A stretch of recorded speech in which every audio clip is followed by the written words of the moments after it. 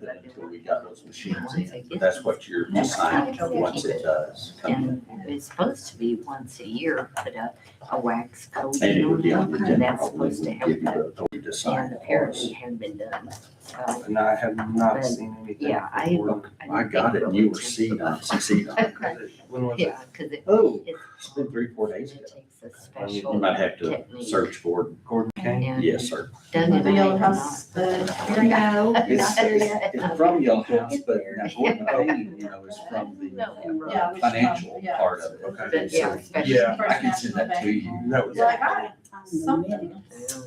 We ever agreed. I could try Really? to take Yesterday it to my morning. home. Email sent to Just you. to see if it Kind of would the tail. But Dan's included with me. The only thing I have is on July 7th. I just forwarded that to you. Okay. Gosh, I will forward what I got to you. I need to look. Did they have your name on it? Yeah. All right, it's 10 o'clock. We'll call this meeting to order. Heavenly Father, we thank you for today, Lord. We just thank you for the rain that you've sent us. Lord, we just ask you to be with us as we go through county business. Lord, we just ask you to lead, guide, and protect us. In Jesus' name, amen. Amen. I pledge Allegiance to the flag of the United States of America and to the republic for which it stands, one nation, under God, indivisible, with liberty and justice for all. Honor the Texas flag. I pledge allegiance to thee, Texas, one state, under God, one and indivisible. Man, y'all are good. Good morning, everybody. Thank you for being here. Yeah, I agree. They're good. When it's up there, we don't have a good last week when you're here. Ah. Yeah. A little bit of failure. Okay. Had a little couple. All right, at this time, any person with business before the court not scheduled on the agenda may speak to the court. No formal action could be taken on these items at this meeting. Each speaker will be limited to 3 minutes. No takers? All right, interprecinct project schedule and staffing. What are y'all doing? I do have one quick thing on that one. We have the road and bridge safety program. I forwarded all of y'all the email for the Amazon site. So if you haven't got in there to find whatever items you're gonna purchase, you need to do so. I started. We made that easier then. Yes, they did make it a lot easier. Except that you're going to have to let them know why you think what you purchased is a safety product. That's the only difference. You gotta explain it to them because it has all kinds of products in there. Okay. All right, anything on interprecinct project schedule and staffing? No. Working every day. All right, court to consider RFPs for courthouse gazebo. We received none. I didn't turn one in. Did receive information about a company that actually Mr. Hartman found. It is, they do gazebos. That's all they do is gazebos. And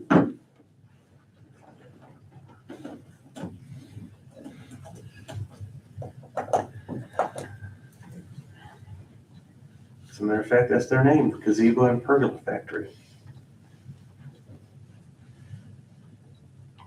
And they do them all over the place. We have a short period of time. We have a short period of time. I have talked to them. They said, yes, they could get it done by August 21st. And I was looking at, in particular. So something similar to that is what I was thinking. And I asked him to quote price, and he said it would be about 20,000. It would have been a whole lot more if I were to, when I was looking up the pricing on that, I couldn't do the pricing he can do. But that's all they do. So we would have to tear it down. Might be easier to get a loader to go in there and knock down the majority of it, and then. Can we do that without tearing up the irrigation? Yes, because there's no irrigation There too. within that Area. that I'm aware of. Okay. I'll have to double check, but I think so. How's it tied to the concrete? There's no concrete underneath it. It's poles, pipes in the ground. I think they're concreted in. I would think that we would need to concrete that area with a 1 foot footer all the way around it. I agree.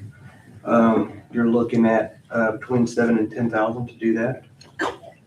Yeah, no doubt. So all in, it'd be about $30,000 and we'd have a nice gazebo similar to that will not tilt or lean. But we're talking close to 40,000 just to rig it up Yes, without concrete. without concrete. Yeah, that's just shimming it up. And this is approximately the same size or bigger than 20 foot, what we Yeah. have. yeah, it's 20 foot. And that's about the same size. And a lot of people use it. A lot of people use it. It's important. Santa Claus uses Yeah. Yeah, for sure.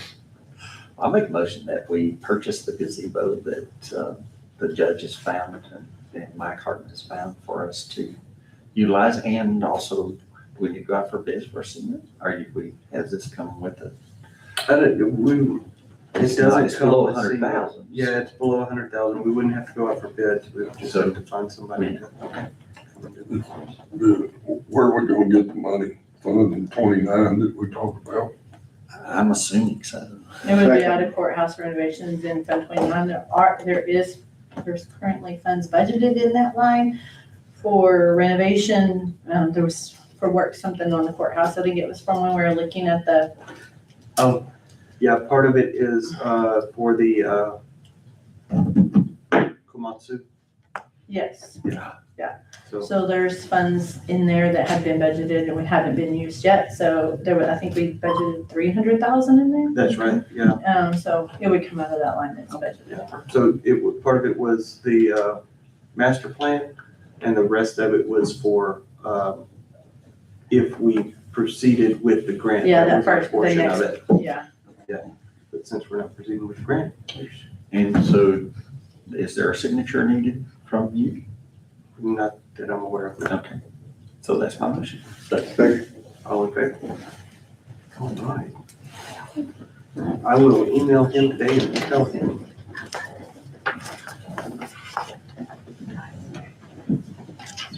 I'm gonna come back to the TCDRS plan. Yes. Here in a little bit, we have some other visitors. Let's go to court to discuss and consider a resolution setting October 10th, 2026 as Powers Booth Day. Melissa, you wanna come over and talk about that? for a moment? Sure. Thank you. Hey, everybody, I'm Melissa Rico, if I haven't met you before.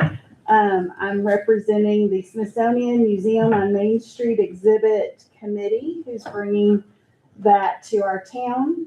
Part of having the honor of hosting this exhibit is that we spend 6 weeks exploring our history and heritage of Scurry County and Snyder. Each week of those 6 weeks has a theme. The second week is celebrating the arts.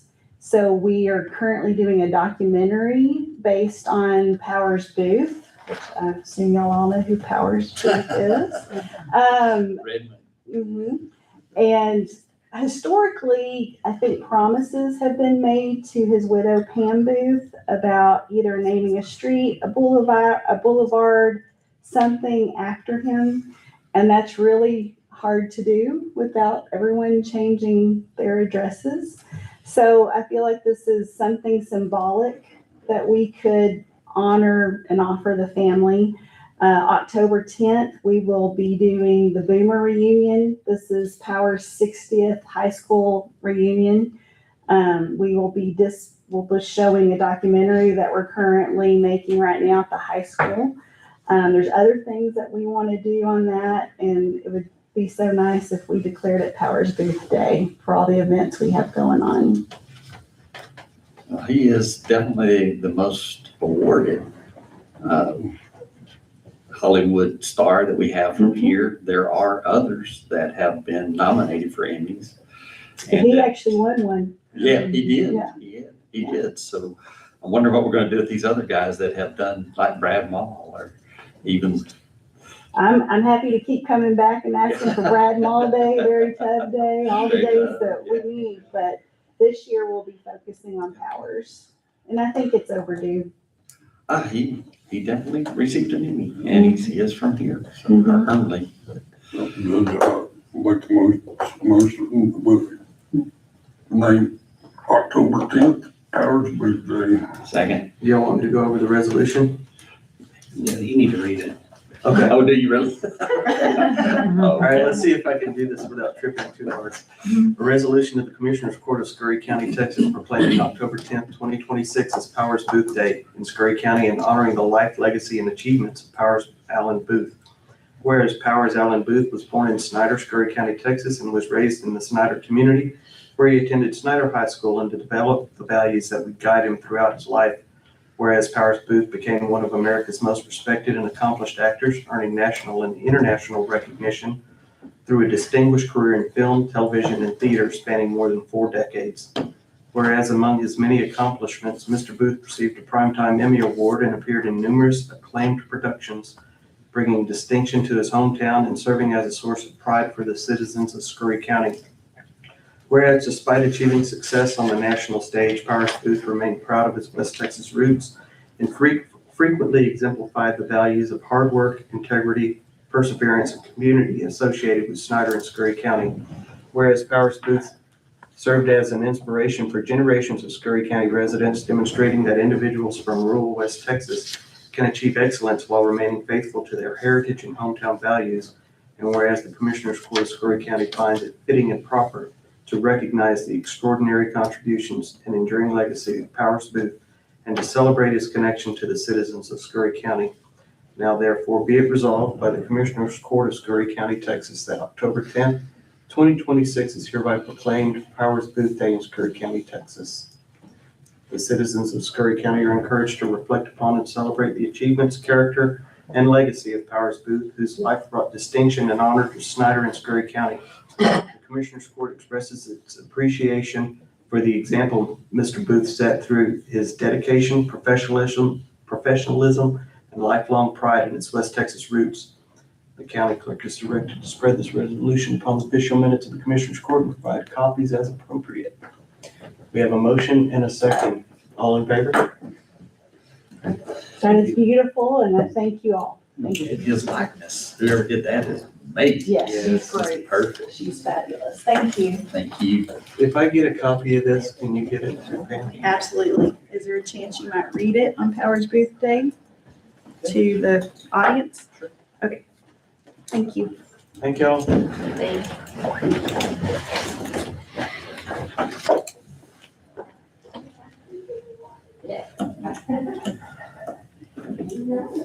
All right, let's go to number 9, court to discuss and consider proposed modification and or amendment to Scurry County tax abatement guidelines and setting a public hearing prior to a vote on the amendments. So we've got a novel idea going. Come on up. I'm terribly sorry, I cannot remember your name. Tom Doodle. Tom. Yes, sir. Okay. We've got Mike with us today to kind of guide us also. So go ahead, Tom, and let's talk about your novel idea. Sure. Do you want to use the Yes. example? Let me cancel that. That's the only thing on there. So I'll introduce myself really quickly, just so you guys wonder who this guy is. He came to our court. He's been here before. I had been a while ago. Tom Dubois, I'm an economic development consultant, CPA. I represented develop projects probably for the last 28 years here in Texas, although I haven't quite ever made a residency yet of it, although most of my family has, including paying college tuition here. Long story short, represented a variety of different industries, and economic development comes in all different forms. And, traditionally we saw projects for the better part of my career, the first at least 50 to 60%, they were manufacturing, generally based, and they usually came with lots of jobs.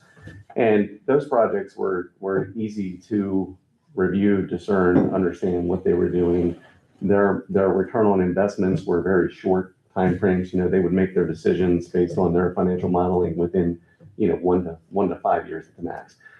And then fast forward, in today's environment, we now see projects in various industries, specifically energy, other large capital expenditure projects, where most of their impact to local revenues is through property tax. And because of the massive amount of capital investment that they're making, that is fully taxable to the counties.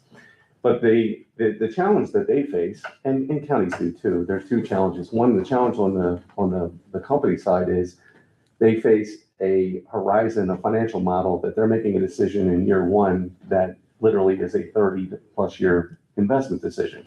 And financial models really dislike undulations when they're trying to, commit a whole lot of capital up front and you have an unknown of property tax. And Texas is unique and wonderful in the way that it does property taxes, is that valuation is every year. And I joked with some of my brethren who are on the other side of my industry or in the appeals industry, it's a full employment act for them. And everybody else who gets an assessment every year on their house. Because there's a lot of arguments that go on informally in Texas over values. And so predictability becomes tough. So Texas has a wonderful, wonderful statute, but very badly named. I'll just say that. It's the Chapter 312, and they call it the Property Tax Abatement Statute. And the minute you hear the word abatement, generally in the public, that's upsetting because they think, and rightly so, why would a company get a free ride when I have to pay my taxes every year?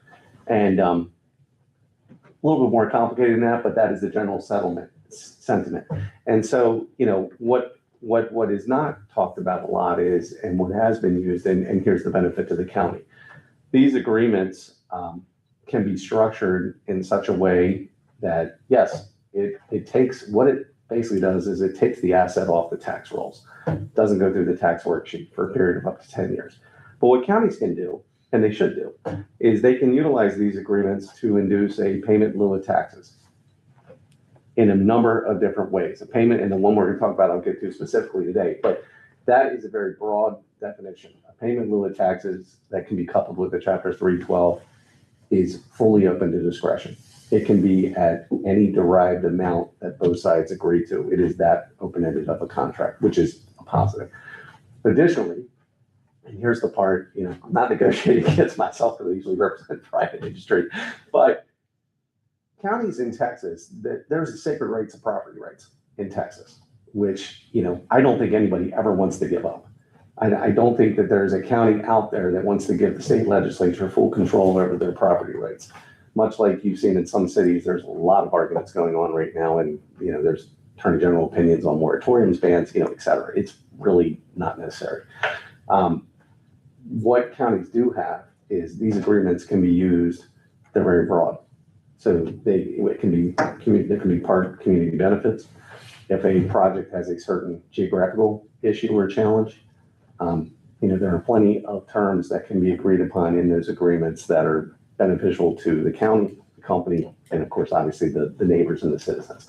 I was just talking earlier, I think if it was up to everybody in here, I would never have anything built near me. I'd buy as much land possible that I could around me because I did grow up in a rural area that's not so rural anymore today. But I think development is going to continue to grow everywhere, especially as the United States changes. The population today versus what it was at one time, it's enormously different. So, how do you, I don't want to use the word control, but how do you harmonize that development? And this is one way of doing it. So let me I've given you my soapbox spiel of kind of how it works and what they are. But, one of the ways that you can do it is because it's a pilot, and if it's part of your guidelines, you can make it, almost turn it into a stabilization agreement. So in theory, you would not give one, there is no abatement to it. So it's basically saying, if I owe $1 million, if my project's gonna owe $1 million of tax over the first 10 years, instead of going through the valuation every year and having it undulate or decline or whatever the case may be, you can take that $1 million of projected revenue on day one, and you can structure it in many different ways as part of that pilot. It could be $100,000 a year, so that it's guaranteed revenue, consistent revenue. Both sides are very happy because they know the number. Additionally, one other thing that can be done, and this is becoming something that communities are looking at, in addition to all the other benefits I talked about, from financial statement benefit, you can structure it as a payment in year one for all 10 years. And, you probably have to negotiate and agree on a discount rate and what that time value of money is. But, ironically enough, you're talking about a project, obviously, that came up in the county and they do all the time, where you're trying to budget for them. maybe this is a way, because it's a direct payment to the county and doesn't go through that tax worksheet, it becomes revenue to the general fund. So there are, there's advantages in creative thinking around these, and it's all governed under that statute and is legal under that statute. That statute is one of the last fully local driven decision statutes that there is in the state of Texas for counties, in Texas. So it's everybody always wants to protect the abatement side of it, but it's actually a very critical statute for county governance and having a seat at the table for development that occurs in your county. Again, I don't sound like a private consultant right now, but I like to be transparent and how I've always dealt with this. And I think a harmonized agreement is a much better than a one-sided agreement, because those projects fail. I can tell you that over time.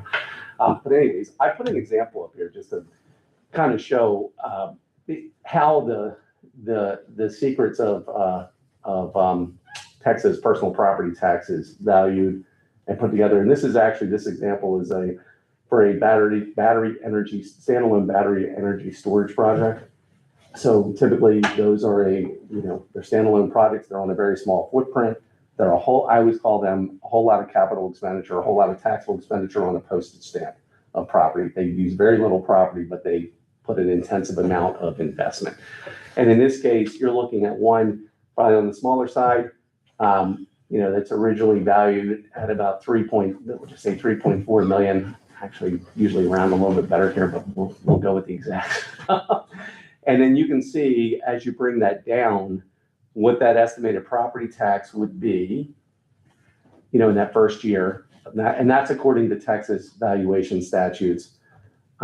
Here is what I'm showing. And then you can see it strings over the 10 years. And you can basically see that what happens in Texas with properties of this type, they start at near 100% valuation, whatever that qualifying valuation is, and they depreciate over time by a statutory depreciation factor. And what ends up happening is, now the great news is they never go away.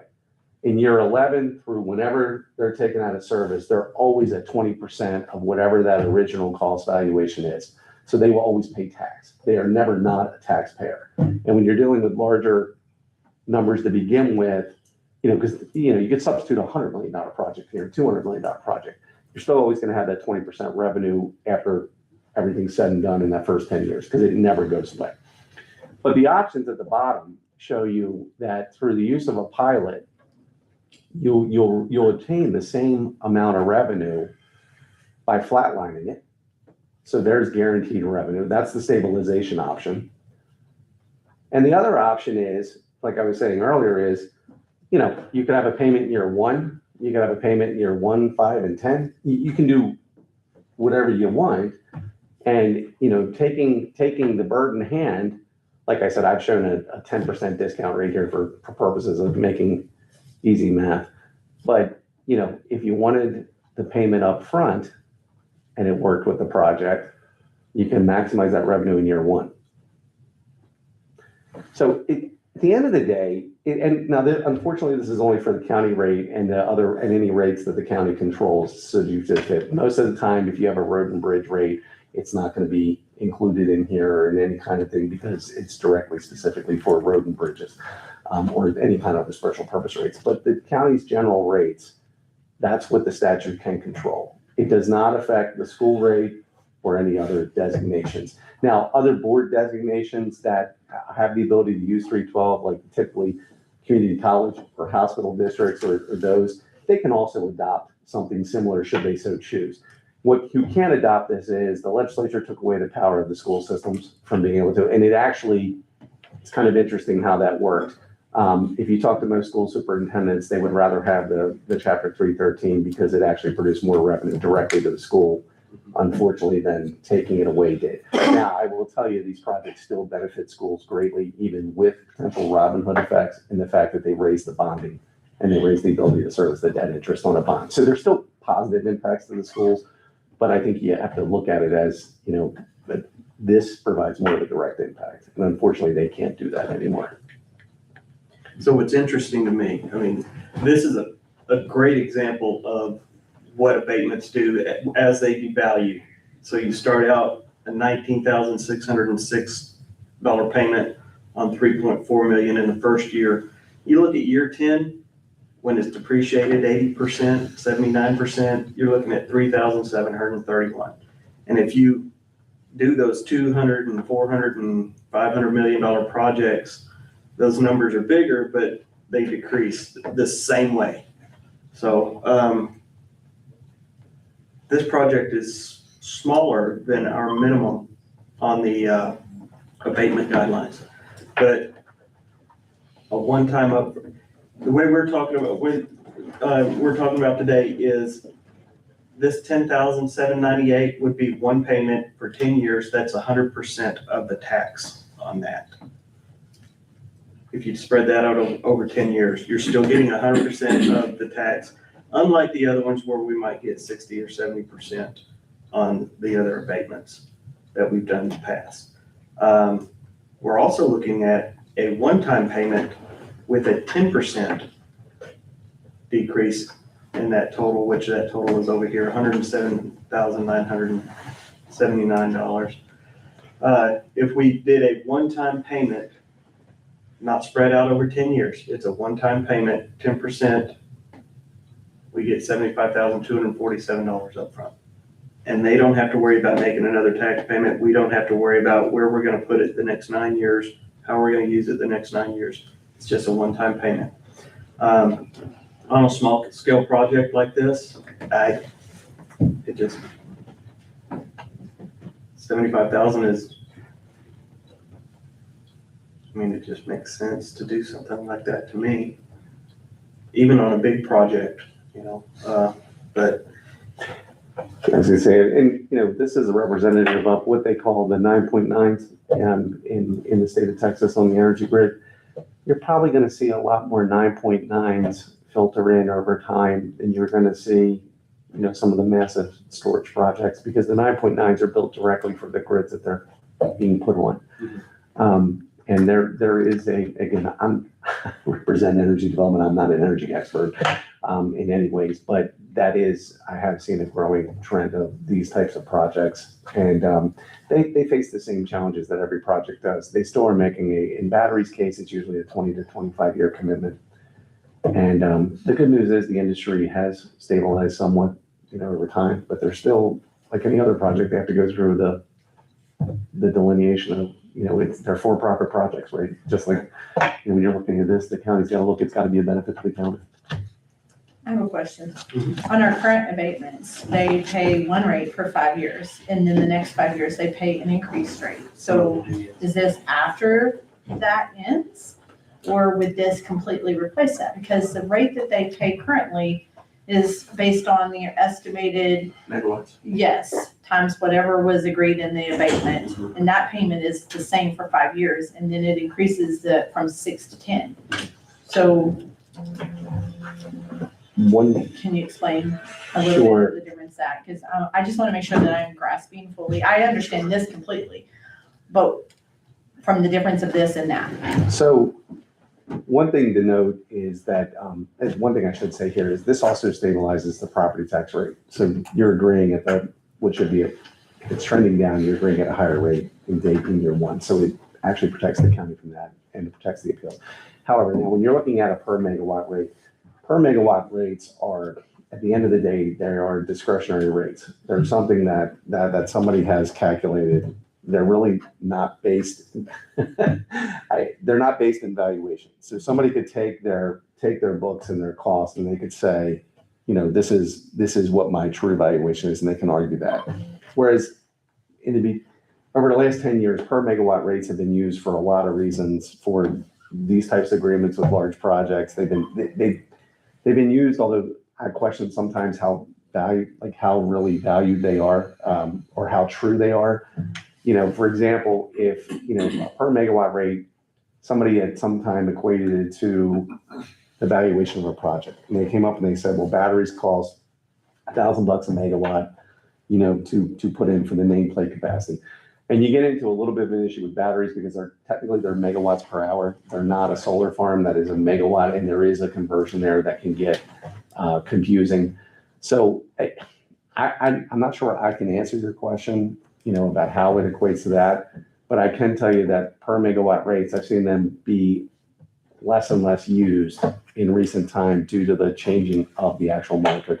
Batteries have come down in cost, so you have an issue there where your valuation is lower now to begin with than it used to be at one time. At one time, I'll tell you, I saw a project that was $190 million.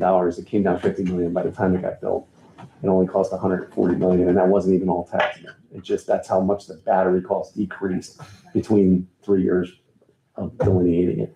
I know that I've received from the companies, like their, what is that capacity plate or whatever it's called, there's that little Yeah, nameplate. letter. Yep. Yeah, that they send to give the exact amount of megawatts used. But I usually, when I figure their invoice for the year, I figure it off of what was in the agreement to begin with on that I use their nameplate capacity times the megawatt, whatever was figured in there. Certainly. Yeah, and I mean, those are perfectly valid. I mean, there's a lot of agreements out there that do it that way. But they're more and more going towards. Well, let me give you another quick example. Under our current guidelines, this project would not qualify for a 10-year because it's so small, they haven't hit that 15 million Right. value. Let's assume we take battery storage out of it. Somebody wants to build a manufacturing plant worth $5 million. We still could not work with them on a Because it's- 10-year because it's valued too low. So this would be useful for lower projects. So I think anything under 1 million, it's not worth the effort, Right. the paperwork effort. The discussions have been for those projects valued between 1 million and 15 million. Because Okay. anything over 15 is gonna go ahead and Go. qualify under our Or other- guidelines. So these are those intermediate, small to intermediate projects. Okay. So let's say if a local builder wants to build a $4 million or $5 million manufacturing plant here, they can now come in and say, I'm still willing to pay 100% of my taxes. Can you stabilize those over 10 years, or can I pay them all up front? Or something similar. I'm still gonna pay roughly the same value that I would pay for that 10 years, but it will help me get my financing and help get this project built. Right, and you can budget out. what you Right. need to. Yeah, it takes a variable out Okay. for the finance company. Okay, that And makes variable more out sense to for me. us. Right, Yeah, And/or the investor. yes. Yeah, when I say finance Investors company. want to do it. Yeah. Yeah, that's very true. I meant to mention that, but that's absolutely correct. It does. I kind of mentioned that through the economic modeling, but that's exactly what it's geared towards, whether it's a bankable quote project or not. So whenever investors or financiers find out that we are a business-friendly county, you got more and more of these projects coming in. So if you get 10 of those, that's $750,000 in a year that you're going to receive from these small projects, because we're ready to negotiate with them up front to get this money in. Then we have it, we put it in savings, and you save that. You even make more in 10 years than what you would have by getting it month by, or year by year. Well, this concept arose because we had one or two smaller projects that knew that we were semi-user friendly and thought that they would ask, is this a possibility, even though we don't fit the current guidelines? Right.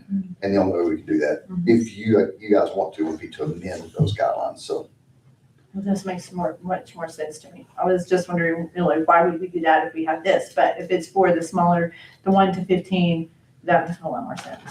I don't know if I were giving advice, I don't know that I would worry about it over 15 million. I think I would cap it at 15 million, because once you hit that 15 million valuation, you can do that under our old guidelines and structure it however you want to. Right. Yep. So what we'd be looking at is changing basically right here where it says in our guidelines. Make sure I'm correct on this, Mike, from 100,000 to 999,999.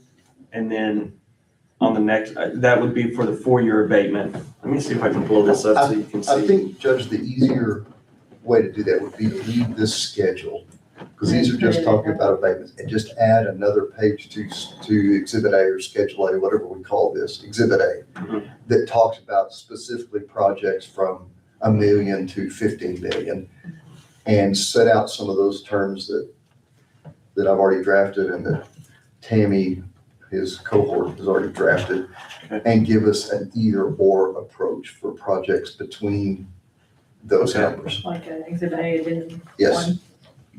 or page 2. Yeah. And just have those applicable to 1 million to 15 million. And that would give the court another tool in your toolbox essentially. Doesn't mean you have to do it. None of this obligates the county to do any of these. It just gives you the option to do them if you so choose. Well, I like that up front. You know, Me too. we can do that on $20 million data centers. Well, so that's the other thing. I mean, I was gonna even say, if you didn't want to be totally, to your point, like totally stuck on that schedule, you do have a larger project that comes in and you'd rather have a more discretionary look at them for whatever reason, for lots of reasons. You could put in, I'm not a lawyer, but I would assume you'd have to put in some kind of line item that said, at the court's discretion, other projects can deviate from that schedule, something like that. Because yes, you're right, it would give you the option, and I'm not previewing, and don't say I have a data center that is coming with me here, but it would preview the option that if you are going to engage with one of them, I will tell the court this, their tax revenue on data centers is becoming, the larger ones, it actually is becoming hard to explain in public how much it really is. The one thing that you got to think about, not to deviate from what we're talking, but just to throw this out there, the data center brings a lot of tax revenue across a lot of different line items. The first one being is they actually build a large, very expensive building. So from a real property standpoint, it takes, usually low value real property, and it puts a very large number on it to begin with. And that typically does not depreciate over time. It typically either stays stable for real property rules, or it may trend up slightly. So you get that. That's the first piece of it. Second piece of it is when they outfit it, along with that first piece comes a large investment on personal property. Additionally, when a tenant comes into that data center, they bring even more personal property. And all of that personal property is on 5-year basis. So it depreciates very quickly. However, in a data center's case, it depreciates because it goes technologically out of date, so to speak. So they actually redo it every 5 years. So you have a consistent annuity of tax revenue that just continues on and on. And I'll say the good news from a public perspective, the technology is getting better and better on water. Water usage is always the thing that gets brought up first. From what I understand, first of all, the closed loop system, that's a huge technological advantage, because basically that means that they fill up one time and then its actual water use is fairly de minimis, or it's comparable, over time. It actually uses less than a large subdivision. And that's just facts. The other thing that they're also looking at now, it's going to be the main cooling functions. They're looking at, I don't know how to explain it other than call it gelatin cooling, like Jello. They literally sit in Jello. And so then the only water usage by the data centers is going to be potable, bathroom, fire safety, that kind of stuff. So it looks very, very more normal. But the point being, they are a continued annuity of tax revenue for local counties. It's tremendous amount of revenue. And you know what? I don't know that it would ever eliminate residential property tax, but I guess in theory it could. If a data center came in and put the county's budget at 10 times what it was previously, could you stop charging residential property tax? Potentially, I guess. I don't know. I'm not a legislator, so I'm sure there's something about that. Most data centers build their own generation plant. Correct. You will get some of that. And in theory, that's because they've become larger than what even large powered land use can give them. I think, and I will say this, I think in the next legislative session, I think what you're going to see is, I actually hope this, you're going to see the addressing of the concerns of residents about their energy costs. Because in theory, if a data center comes in and it causes infrastructure costs, utility companies love to pass that on. I can tell you, getting a simple natural gas pipe to my own house was an exercise in futility, because utilities like to charge you for everything. So the theory would be that if data centers come in and those utility upgrades are needed, the data centers would actually pay it. And it should protect citizens' rates. I think that's what I hear is going to be addressed legislatively. And I think it's a good thing. I think it's good for everybody, because I think what it'll stop is you guys, everybody reads the paper. I've actually had the pleasure of sitting in other counties, like Scurry County, and hearing concerns. And it is frustrating when you're there to talk about facts. And ironically enough, Facebook produces different facts. And ironically, Facebook is powered by a data center, right? So it's, it becomes, I'm sure, I don't know that I would say different facts. I'd say different information. and there you go. They put their own twist on it. Yes. Some big false. Yes. I usually say that, I try to say it, but it doesn't sound good coming from me. First book, But anyway, so I appreciate you guys' time, and, hopefully this was, helpful to everybody here. I like that. Y'all need any more information off of this that he provided? No. Okay. I'm gonna. Look, front bill. Drive that. Will help us know. Grab my thumb drive, so share the secrets up. They know what they're paying. They know what to worry about for 10 years. Thank you very much. Thank you. Okay, so, we're discussing proposed modifications and or amendment to the Scurry County tax payment guidelines and setting a public hearing prior to the public hearing. So if you want to move forward, you'd have to have a public hearing to amend those guidelines. Is that a 30-day posting? Okay. So the third weekend, August, yeah. Don't know when the paper publishes, take that into consideration to get it in the newspaper, I think is where you have to publish it. We have a meeting on August 26th. Oh, I'm sorry, 19th. From the 15th to the 19th, we have to post it. The night. We have it on 18th. Yeah, I'm looking at Wednesday, 18th, sorry. So today is the 14th. You know, 18th, you, 3 weeks. If we can get it in the paper. Surely we get it on paper. Friday, you'd have to have it, Friday. Friday's when it runs, Oh, Friday, isn't it? I thought it was Wednesday and Saturday. Yeah, that's what I thought. That's when you get You it. have to have it there by That's when Friday. you get it, but you have to. But anyway, this is Tuesday. We can get it in the paper this weekend. If that's, We can get that in. might get it in there today or Wednesday. You need a motion to have a public hearing or just set it? That's the same thing we do potentially budget, tax rate and all that, Mhm. just FYI. So, That's, the 18th is the same day we are thinking of That's the date tax that's rate, scheduled for budget, all of that. the rate budget. So, I mean, it doesn't matter to me, just know that that will be a long court, potentially a long court, might not be, might be short, I don't May set a record, know. not for the shortest either. let's do Get 'em. Get it done. it. Do we need a vote on that to set the public hearing? Might as well, since you're all sitting here, might as well. You have a motion, is there a second? Second. All in favor?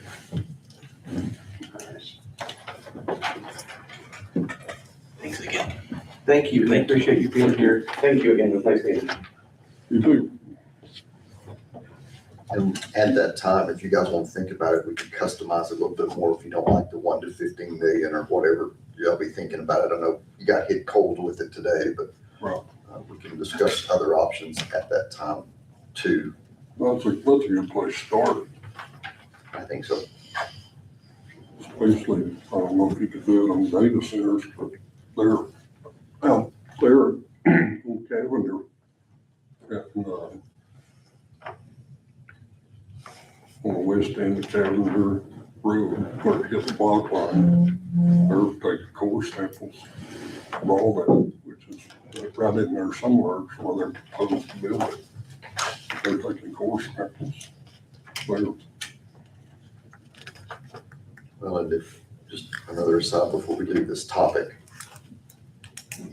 I think we can already do that with anything over a $15 million project, but we might want to just not put a top cap on it. mhm. That way there is no question that we can do this for anything over a 15 million. So just everything from 1 million and above. Right, let's start at 1 million, and you never know. That way it'll eliminate any doubt. All right. 1 million won't build anything anymore. 15 and 15 and above, 15,000, 15 million, $1 and above. Okay. All right, anything else on this topic?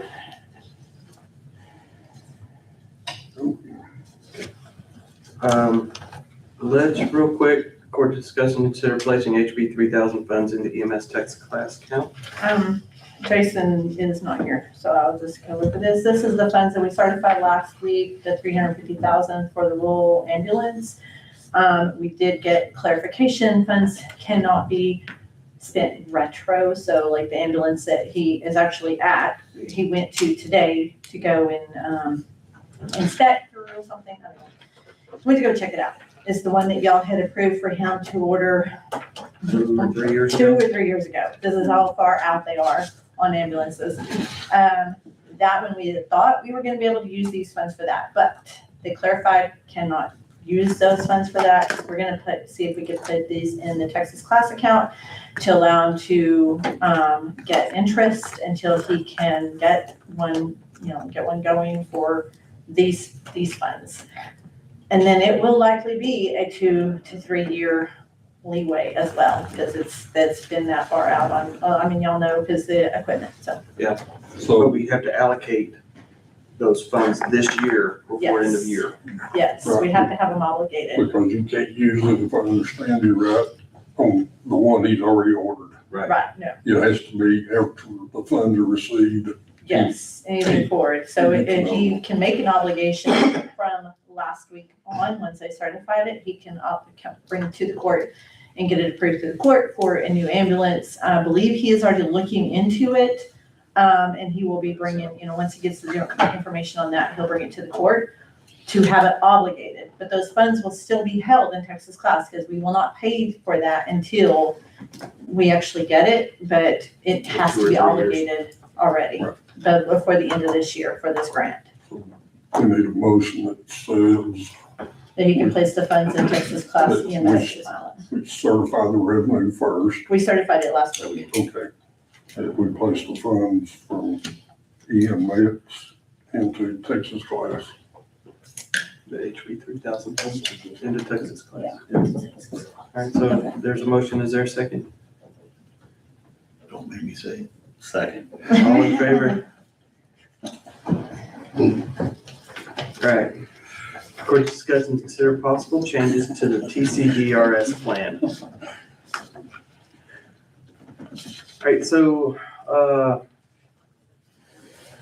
we've been looking at changes to that plan. This would be, Misty, Angela, and I have met with TCDRS to look at possible changes, that we can do. Our current plan, as you can see on the left, there is 7%. Employee matching is 175%. That's past and future employees.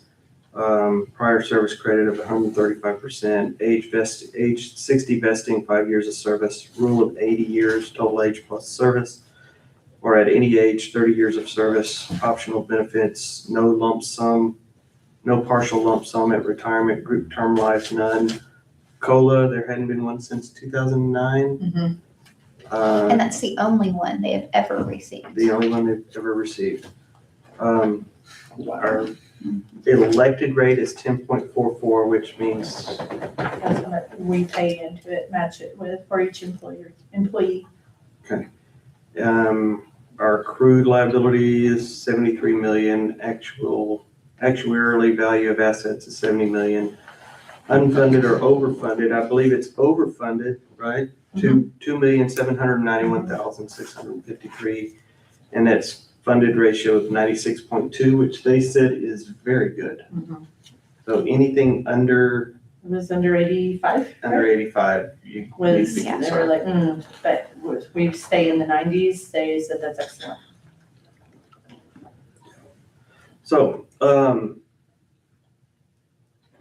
going up to employer matching of 190%. And this would be for all past and future employees. Giving a 2% COLA rate, COLA raise to the retirees through TCDRS. That would bring our And the partial lump required, sum payout. and a partial lump sum payout, yes. We would add partial lump sum payout. Our required rate is 8.71, that would bump it to 12.50. Our elected rate would still be 12.44. And that required rate would come down over a few years period, which would still put us at a funded ratio of 92.5%. What am I missing on that? That's all on that one. Okay. That was with the 2% flat. Yes, The only difference between that one and the next one is that COLA, the 2% or the 1%. yes, change that, and that would change it to 12.16% required rate instead of 12.50.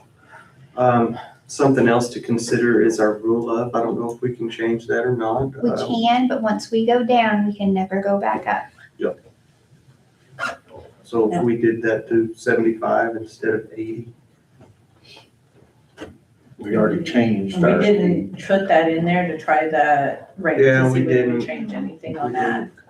So So I don't know what it would change the amount. I don't need it. Can tell you the amount currently, like for the 2027 budget, what is on our salary schedules for 2027, based off of their employee, their salaries and everything at the current rate of 10.44.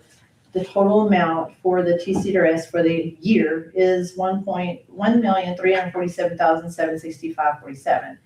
For the 12.16, which is the 190% past and future lump sum payout and the 1% to retirees, COLA, that amount is $1,555,181.09.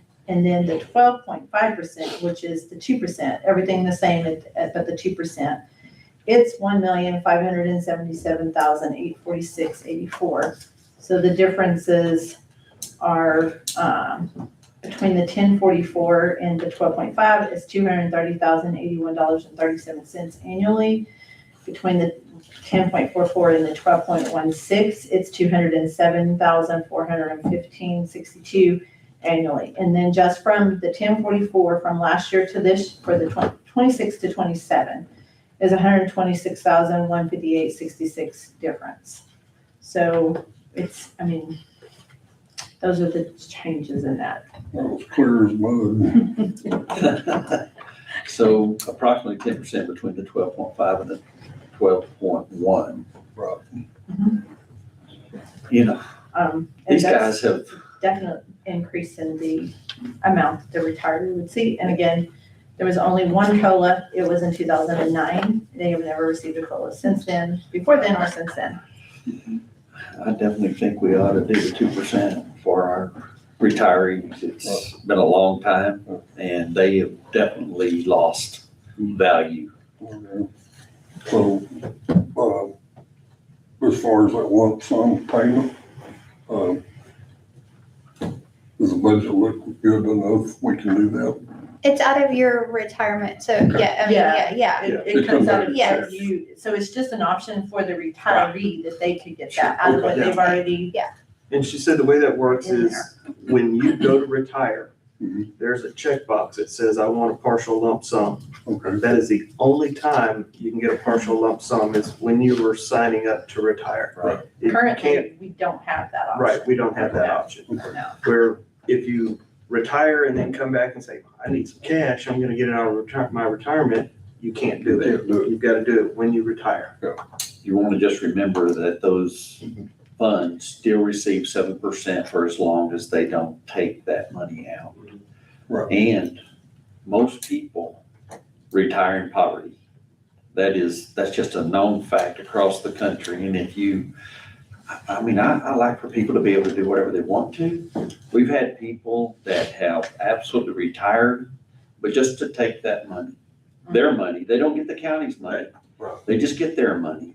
And I asked them months later, what'd you do with the money? They don't even remember what they did with the money. I was just wondering, It's a protection if you for were looking them. at my bank account and you said poverty, It's a protection. It really is. That's why it's that way. The other thing is for some of the retirees who have met their requirements to be able to retire and get this, if they're not, it says 80 years of age and plus service, but that is a combined rule of, so maybe they're not like Tammy, just for an example, not to throw her name out there, but her husband was not over the 65, so to pay for the insurance, it's a huge difference on a retiree insurance on the Blue Cross Blue Shield versus retiree on Transamerica. And so it is a large payment that she still has to pay every month, where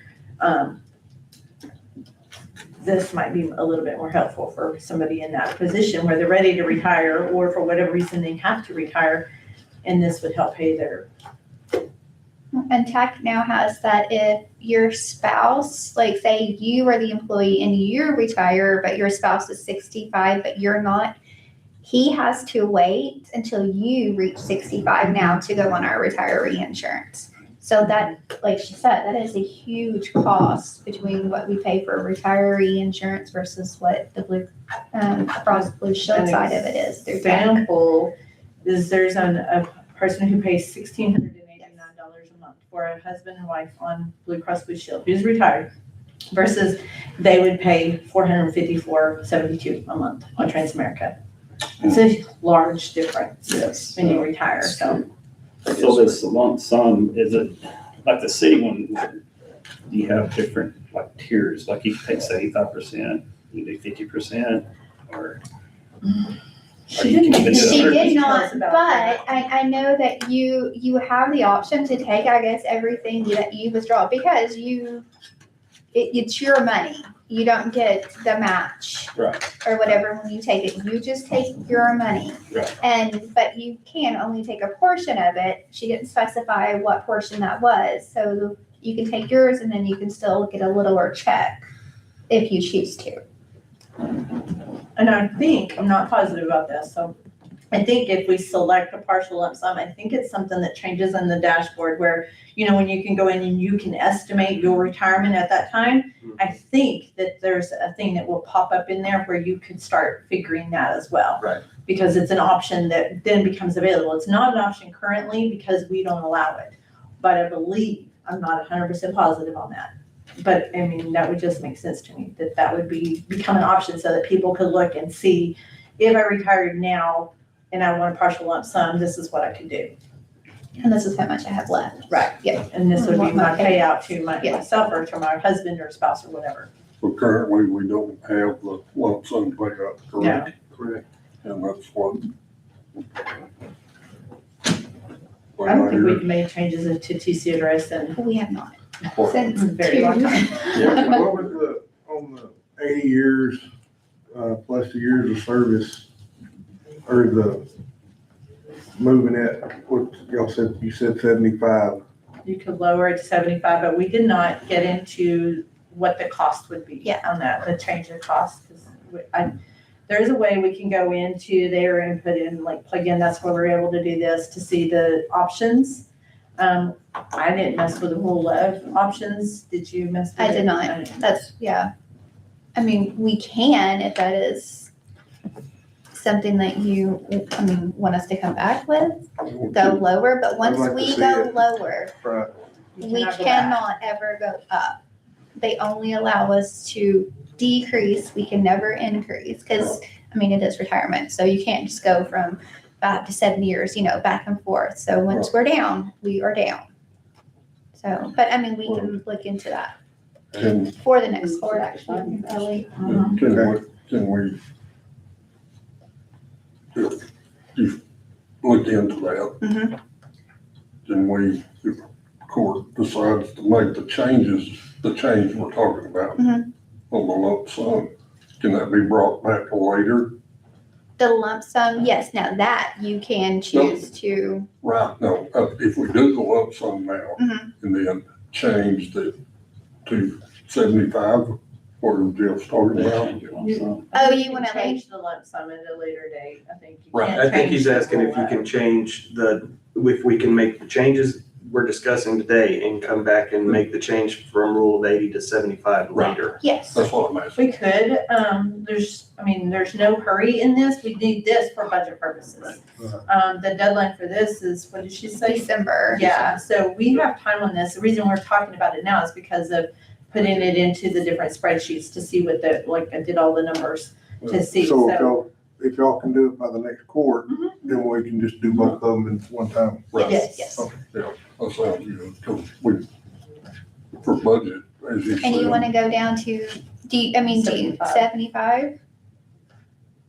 That's what y'all wanted us to look at, right? 75, Yeah, just see what, the change would be on it. Make it 55. Okay.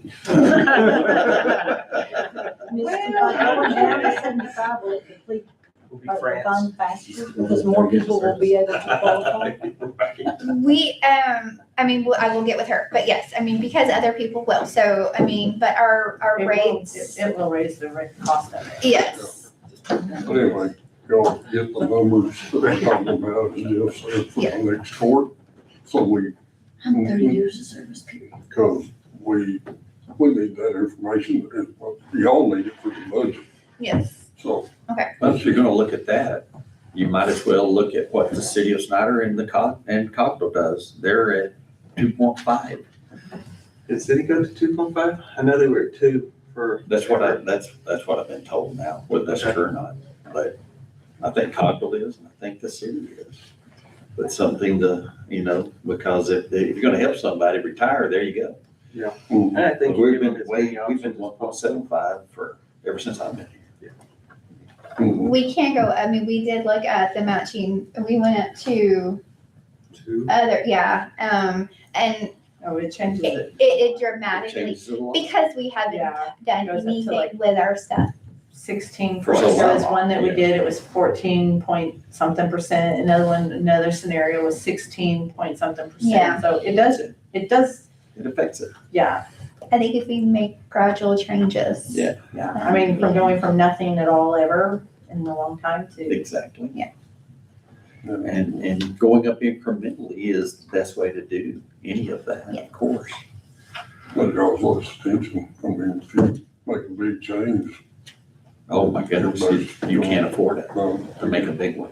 you can't afford it, and you're gonna get beat up for it too. The only thing about the lump sum is that some people will make good decisions with their money. Others, they will be indigent, and you and I will be paying for their retirement through various means, whether it be indigent healthcare, indigent defense. Because that's what it is. I don't want to put somebody in a welfare state because they make bad decisions. I don't either, but I don't want to limit somebody's options either. I know. Who are we to decide how they? Well, we've already done that. So we- I understand. have another, they have the option to change at any age of 30 years of service to 20 years of service. We currently have 30 years of service at any age. Okay. There's the option to try it at 20. There's option to change it a rule of from 80 to 75. You can't change it to 55. Doesn't matter. No. So close. What it sounds like is we need to figure every option. That's, y'all need it for the budget, and y'all have the numbers. Well, it doesn't matter to me, but like Jeff said, we'll get it on the next court, Yes, sir, yes, sir, and we'll have the numbers. yes. And when y'all get them, you can email them to all of us. and Can do. we'll See what it does to the budget. So there's an option for 20 years? There is, yes. I'd like to see that too. Okay. She's working on Well, now we're at 25%. Yeah, them. Might be.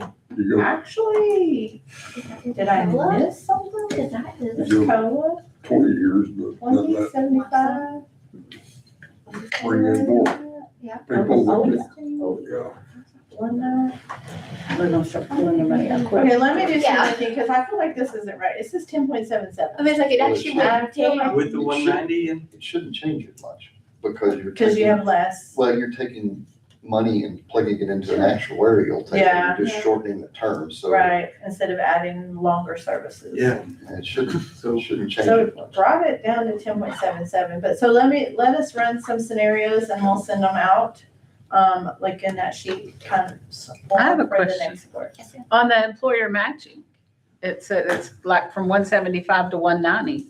Is that at retirement, the match, or is it like matching So up Would to they the replace years? How does that work? 175? So what that Huh? does, Yeah. Would they replace the 175 we have now? Right. Yes. to go to 190, Starting to go to 190. yes, But what I'm saying is say for me, for instance, if I've worked all these years, is it the 175 all the years up to no. this No, year? that's Or what is we it require at in- the Right down below of that, that retirement? application of matching, Mhm. past and future Yes. employees. So So it'll it's go everybody. back to your. So it That's one of goes, the all reasons your why the service. amount is so much is because we have prior, and that's why they didn't have it there.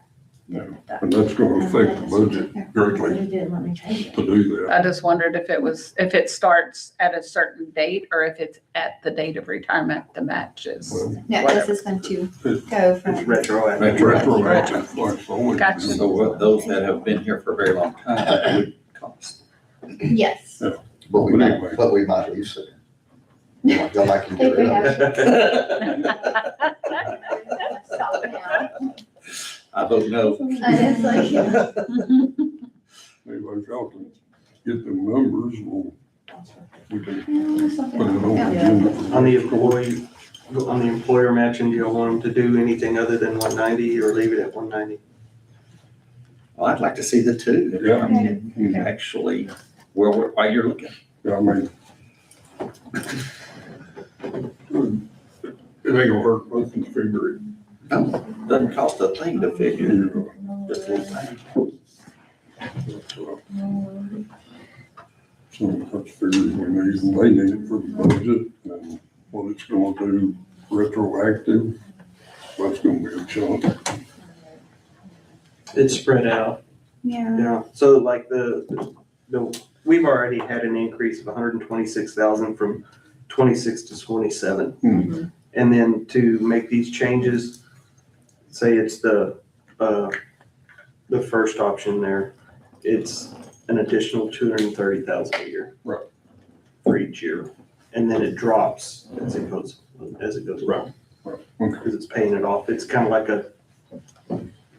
what was the term she used? Amortization? Yeah, Yeah. yeah. Okay, highlight it. Like Carlin, well, Carlin stays the same, but Right. Your difference in your interest in it.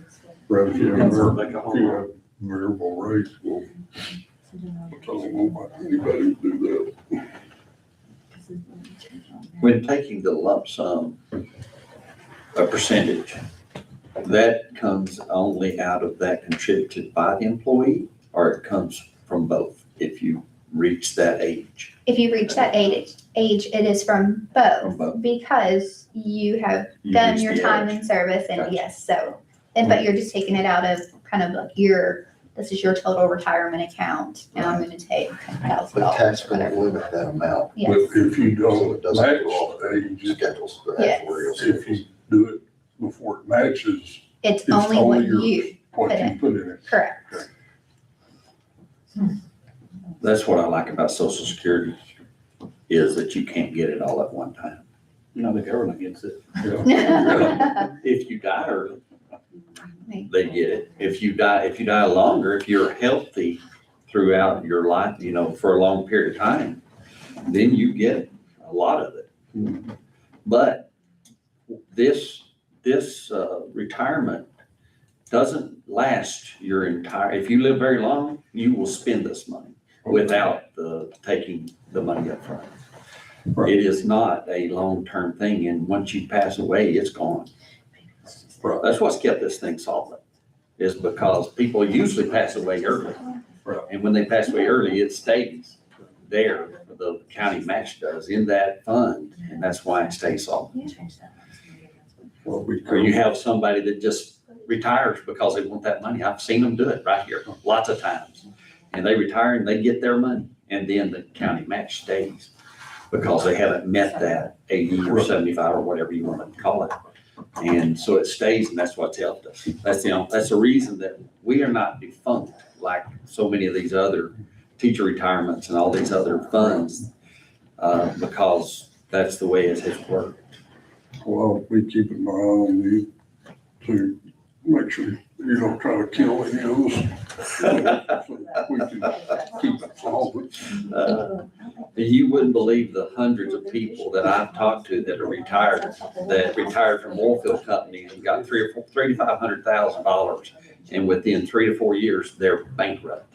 Right. I've seen it. So I've been crying. I'm talking to them, and they're crying because they have just blown their money on diamonds, and they didn't think they'd ever spend it all. Right. And they did. Y'all got everything you need? Yes. Okay. All right, let's go ahead. We're gonna bring that back to, next meeting. Make a note. I'll get with Brandon, I got lower speed limit on some road. They're fixing to start that solar farm. I want to slow the trucks down, or at least have it where they get posted that they can get. Because if you don't post it, they can't get them to it. I'll get with Brandon. Okay. Right, court to discuss and consider departmental budgets. Let's start with the folks that are here that don't have to be usually. Jana and Mike. Great, who wants to go first, Jana or Mike? I don't care. First. All right, so I've got these marked. You've got an increase a bit, but that's because of postage and maintenance agreements. That's the only thing I increased was the postage and maintenance, and that's something I can't control.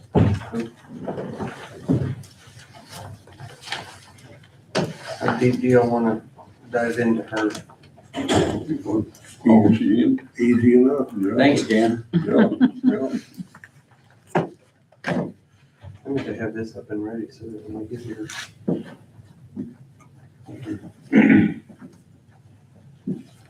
That's all she did there. She got a choice. So if she don't do it, she couldn't send out tax. I gotta send those statements if y'all want money. Don't have to. I mean, you know, You can I can withhold send it mine. selectively. Yeah, there you go. We've got this new program we're gonna use. We are working to where we can try to get them electronically. You guys are gonna have to help pay for what I just got a discount for.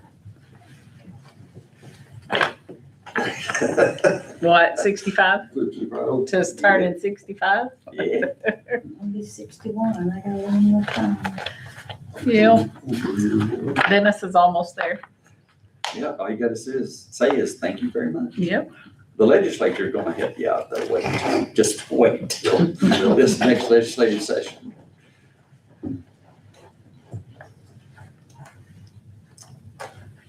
Which other one can I take out of there? I'm gonna take out his detail.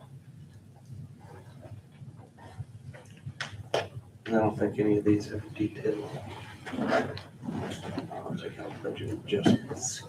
668. That's what I have. Okay.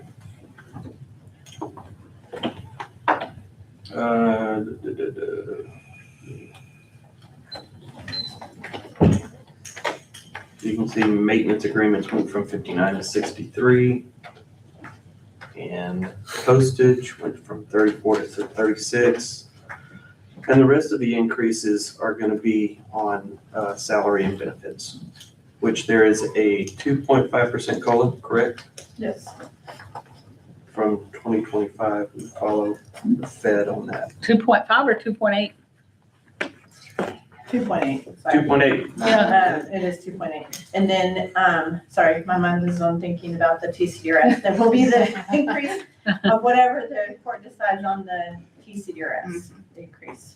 But that'll be across the board on everything. And right now I have 2 different spreadsheets ready yet, or 3. I may have 4 or 5 in them. So, any questions for Jana? Thank you, Jana. You're welcome. You're free to go. All righty, I am.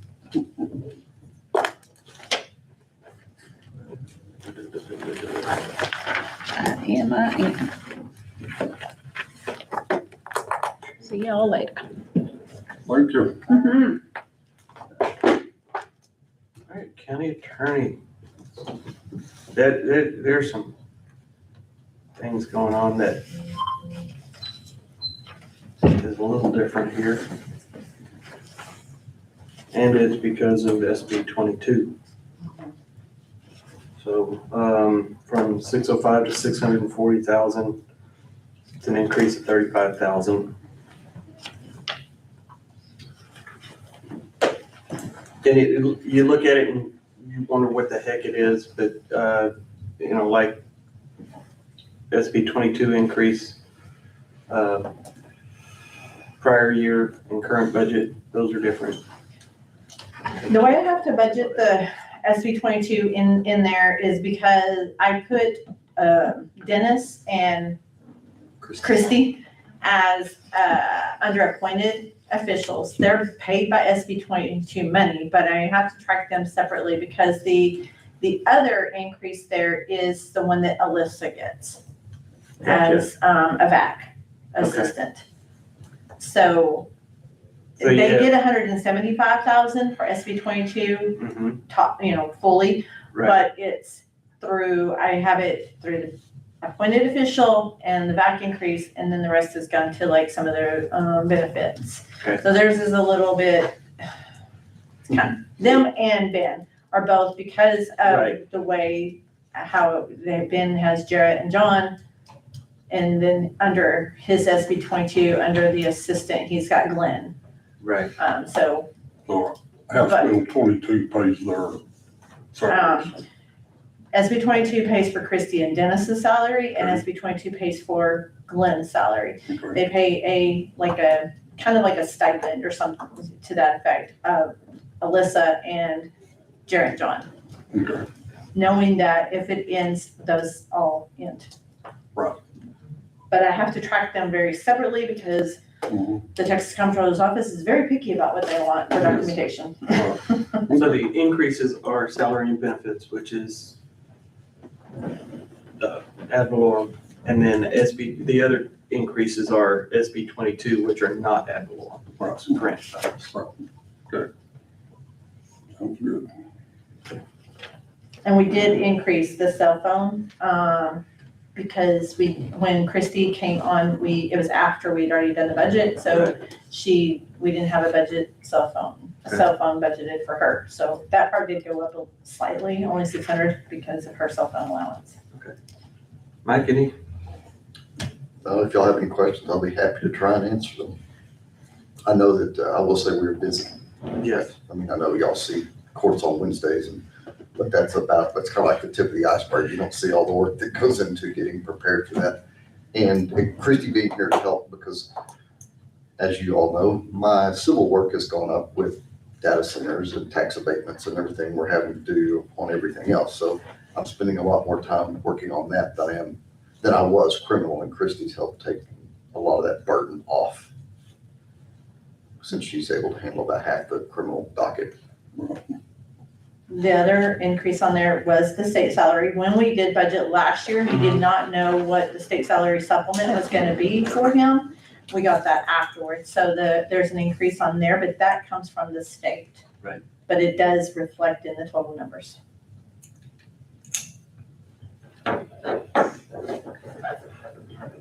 Okay. Thank you, Mike. That was easy. And if we get data centers and more solar and wind farms, I don't expect our criminal case docket to decrease. Typically when those laborers get here, it's kind of like having a carnival in town.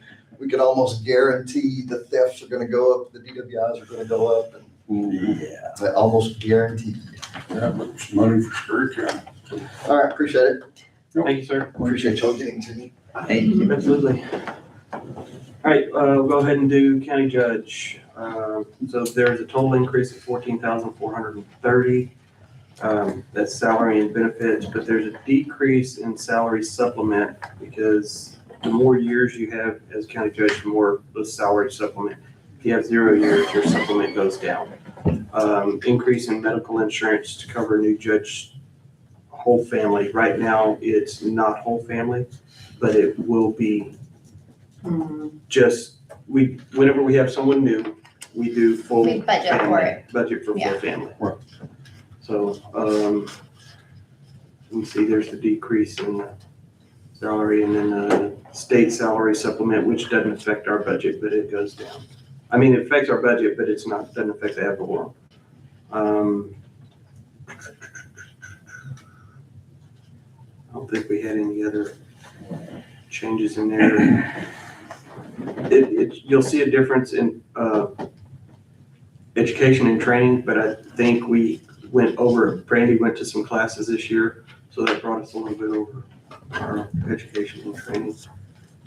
But keeping the education and training the same, because there are a lot of classes he's going to need to go to. But that's it. Any questions? I don't have any.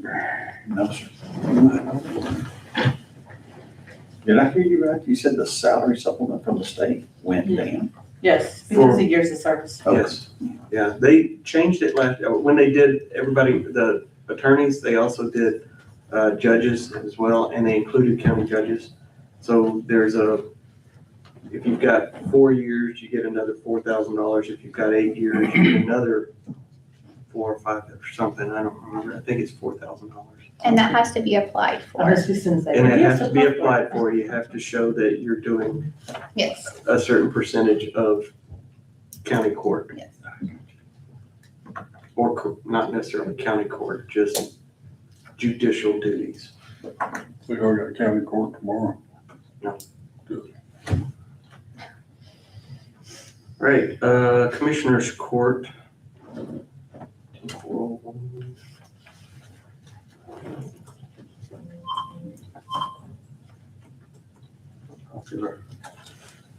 All of a sudden.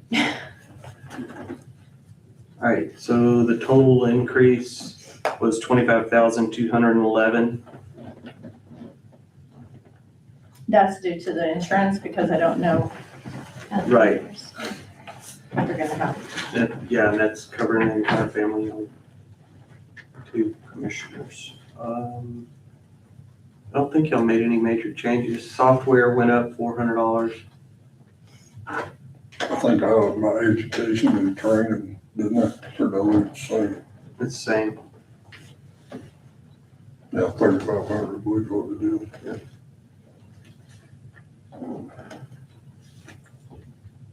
Anything else y'all want to discuss there?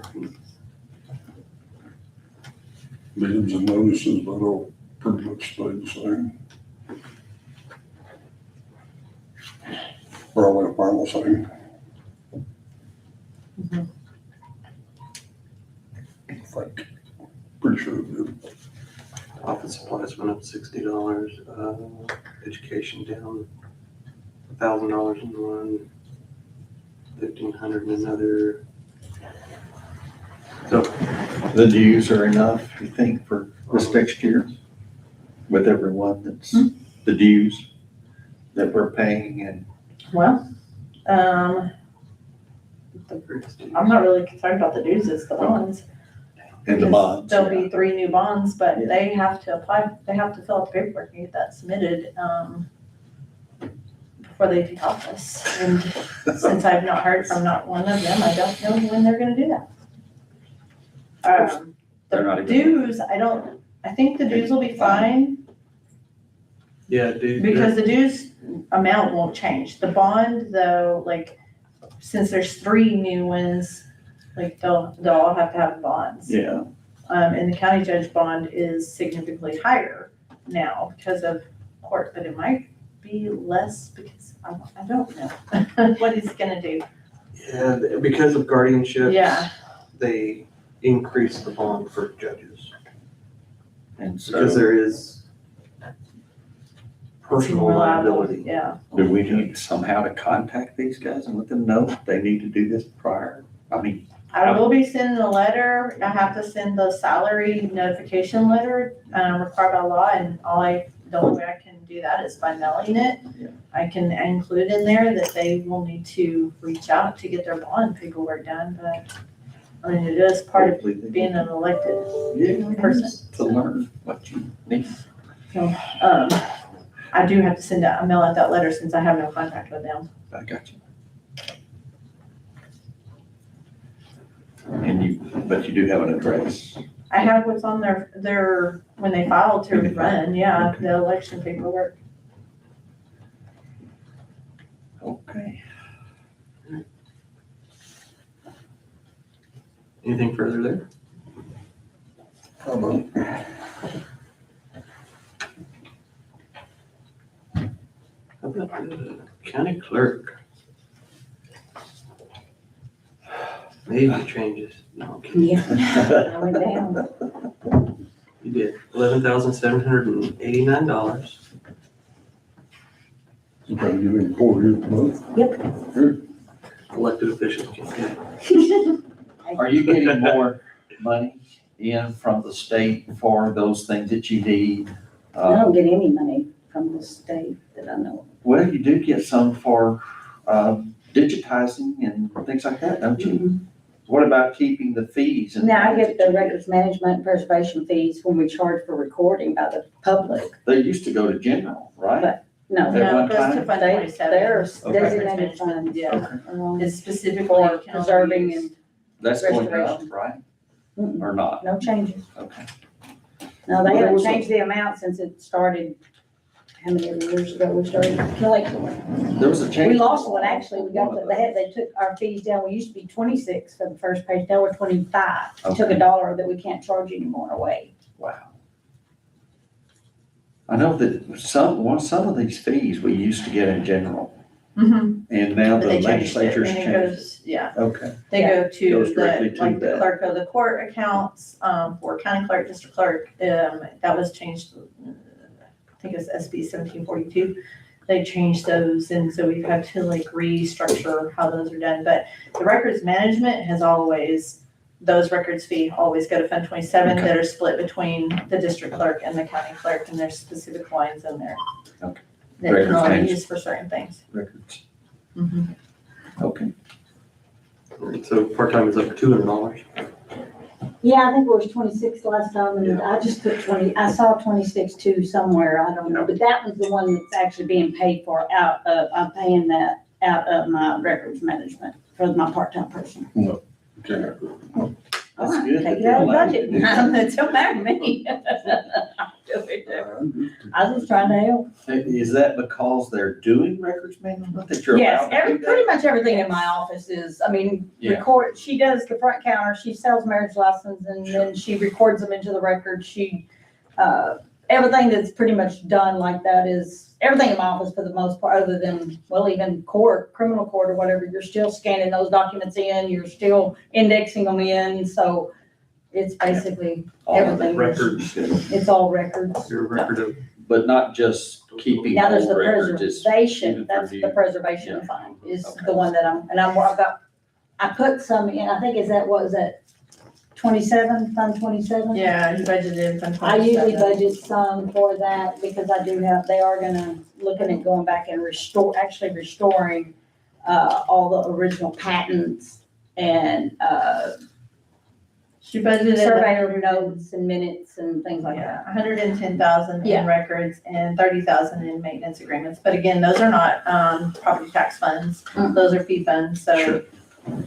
they're- That we can only use for those things. Yeah. And they've got their fund balance, and reserve fund balance of that is like $384,000, so it can only be used for. And I've got some more projects this year. So does that fund rise now took office, I mean- you had to, Pretty much stays the Some of the same. funds that they have stopped the general from getting goes to those funds. So those funds are rising or we're spending that money. Some of them are rising because like fund, 28 and 26, those are funds We have some old that stuff on microfiche are somewhere. from fee I'm funds. sure they did that You years know, ago. the money. Now just everything's goes on down hard goes little to there. flat thumb drive. 42 and 43 also. also, Some of them go up, but you had to. they are able to use those funds, like they, We like have to JP preserve it in wanted some to fashion. on And it's all iPads. backed up. Because Because if when you they have to go do in their and bring stuff in those the books to courtroom, me, they could use the put it tech on fund a for thumb drive that. and give So it to me, instead plus of they using keep a general backup in their funds, office. they could use those fee funds for So that. it's So if anything ever happens, we Yeah. still have a It copy just in the back. depends on how much they collect, Gotcha. of how much is gonna come up. So decrease of $250 in office supplies, $800 down in records. Um, Education and training is down $507. It's all minor. Maintenance agreements went down $4,000. So Well, that's amazing. I think I had it had gotten over budget at one Oh. time, and then we switched companies. And so I realized it was way more, we were ending up with more left over, so Wow. plus I have some of the maintenance agreements over in records management. I got you. That's good. y'all good with the clerks? Or this clerk, not both clerks? All right, let's talk about 409. Emergency reserves, did not, based on the information that we have, on what taxes are gonna do, did not put $1 million into reserves from ad valorem. My thinking is to take it from the pilot payments that we get each year. After we get our pilot payments this year, put $1 million from that into emergency reserves. Keeps building it, but it's not ad valorem that way. But we wouldn't get the payments until October. Right. Decrease in emergency management. We've been able to buy a lot of the big things that we need. It's really just smaller things now. And it covers an increase to the emergency management coordinator. They changed him from hourly to salary, or the other way around. That way, I think salary, because he was getting so much overtime. Yeah. It was getting really expensive, so they increased his salary, and it would be us splitting salary and benefits for him. And then anything left over would be for emergency management. Of course, there's an increase in postage. We went up 10,000 there. Fuel and oil stayed the same, drug screening stayed the same, safety meetings stayed the same, copier supply, legal services. Up 5,000 in audit expense. Those expenses are getting more and more every year. We think the appraisal district fees are gonna stay about the same. They're gonna go up, but we had enough to cover this year. Yes, we believe, but it just depends on if there's any more legal fees that they Right. charge us, so. Right. 1,500 in credit card fees, that's a new line, so that they're all in one place. Yeah, based on the square charges. Have we paid all the legal fees for the lawsuit with now that it's over?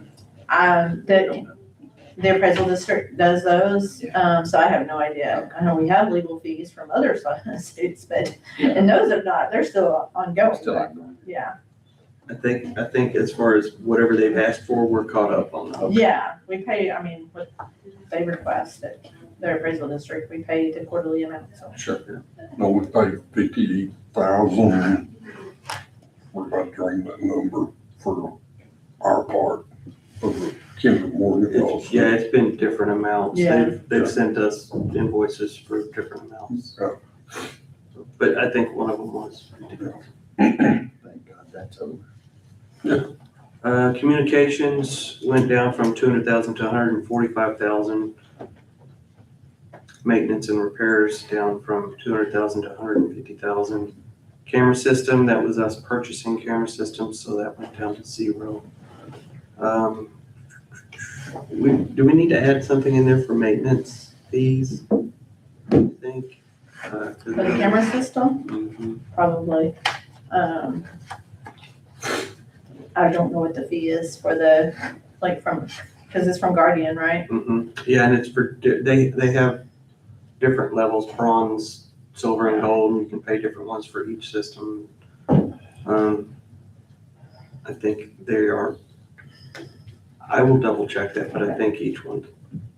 Probably do need to put something in there for the maintenance part of Yeah. that. And then anytime we have a repair, Yes, they do charge every time they come out. every time they come out. They're charging, I assume, mileage and so much an hour. Yeah, and if you get the higher plan, we've just gotten the basic plan, but if you get the higher plan, they can include all of that in there. And that's something that we can. They probably charge a service bill too.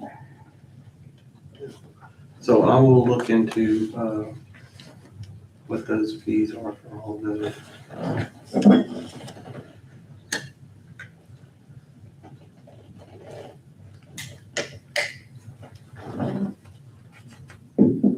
All right, I'm not gonna change that right now.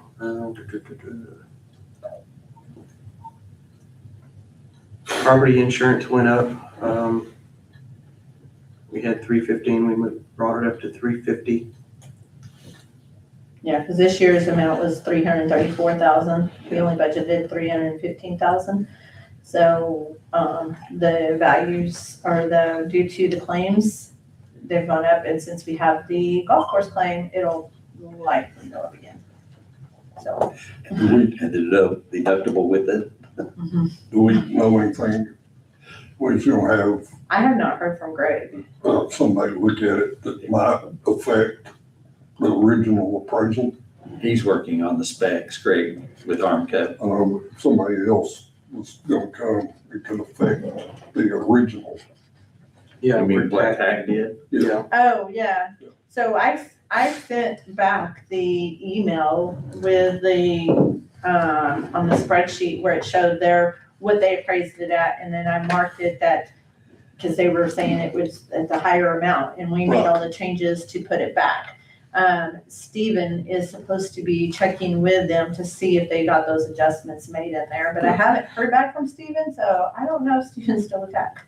They go, I mean, I don't know, because they Yeah. go away really quickly. That was what I was Yeah, I'll double check on curious that. about. And of course, this shouldn't be that expensive because really the only thing we need to repair is the pro shop and the shop building that is used to repair the machines and stuff. And the rest of them are, hail damage, but they're all metal roofs. They're not leaking. And it's that $100,000 deductible we have now. Oh, yeah. Isn't that right?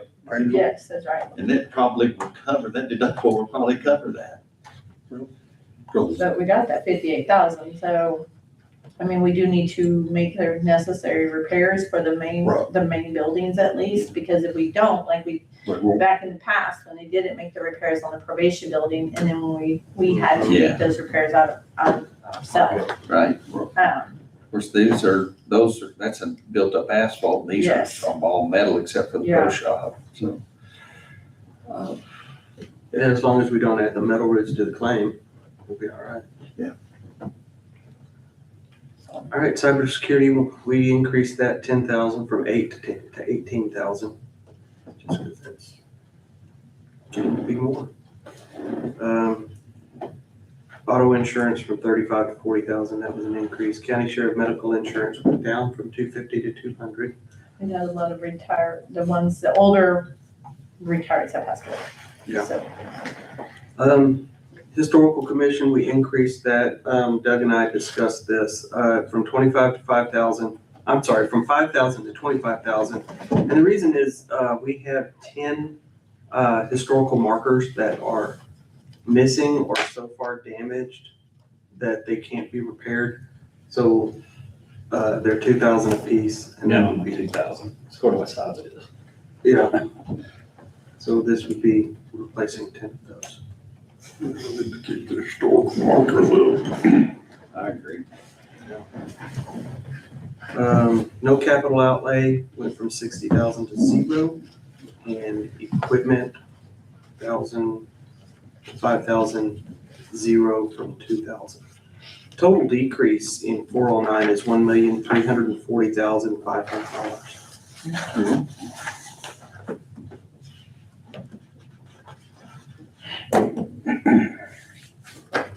County Court, 10/26.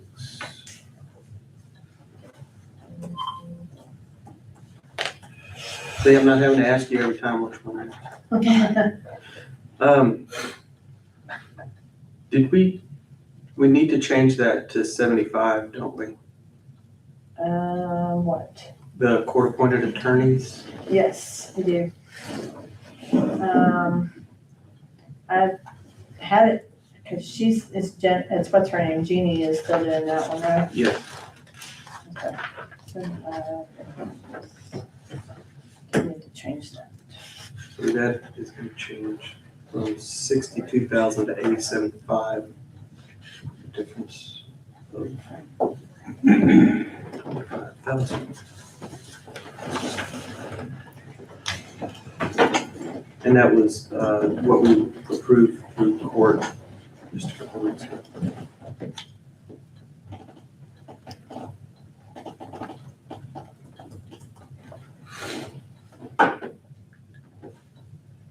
And these, on this page, I'm just showing the difference, whether it's an increase or decrease. Let me go all the way down to the bottom and show you the total decrease. It's $1,429,904. And that one is the wrong number. So, doctor and medical fees, we're getting more and more of those where there's someone that's been placed and we have to pay those fees. So we increased that by $3,000. Any questions there?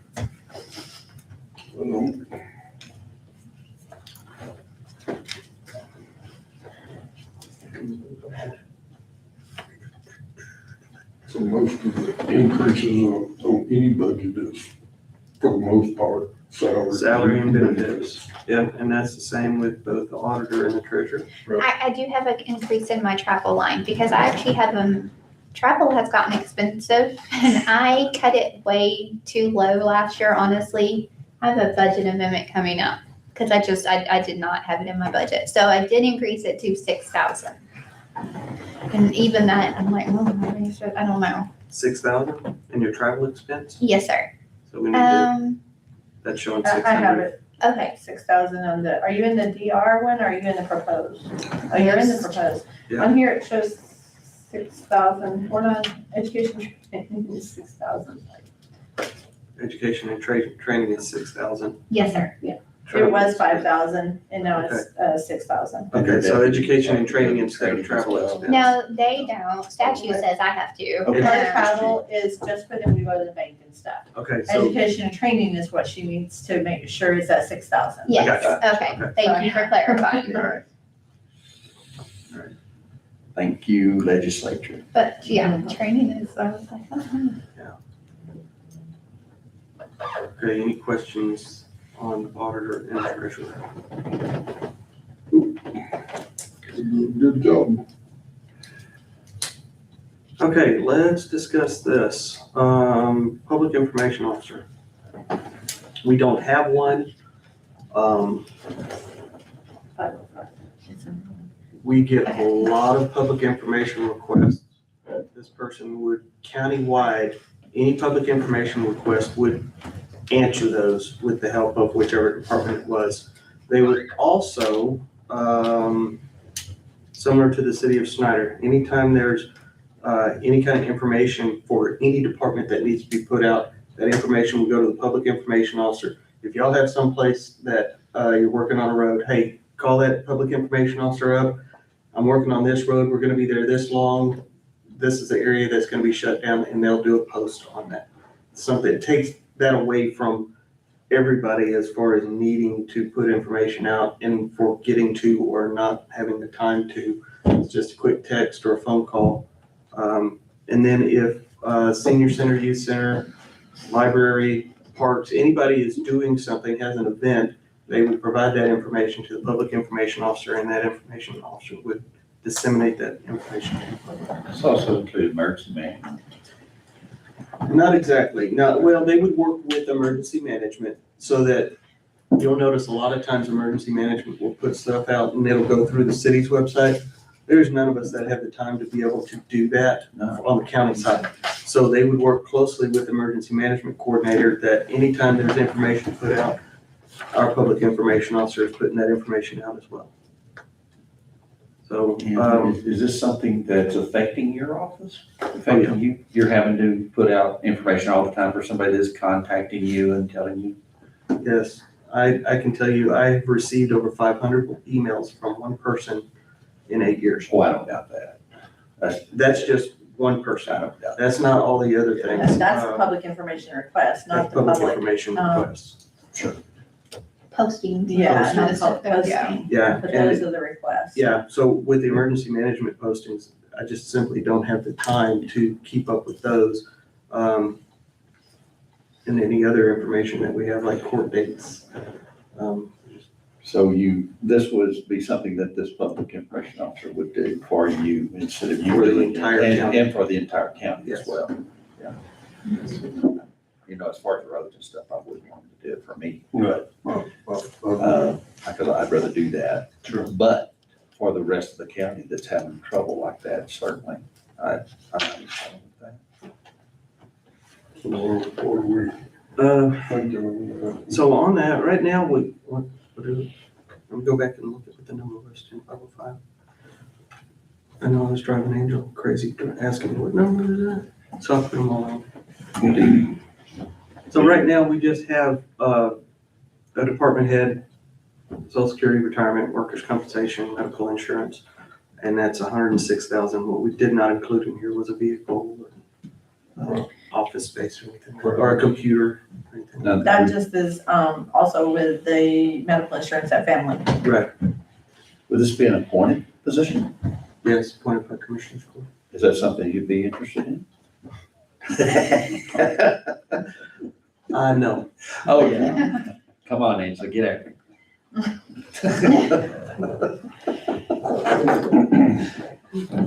So I guess we would take, employment applications. Yes. For that, or if somebody in the county wanted to do it and move.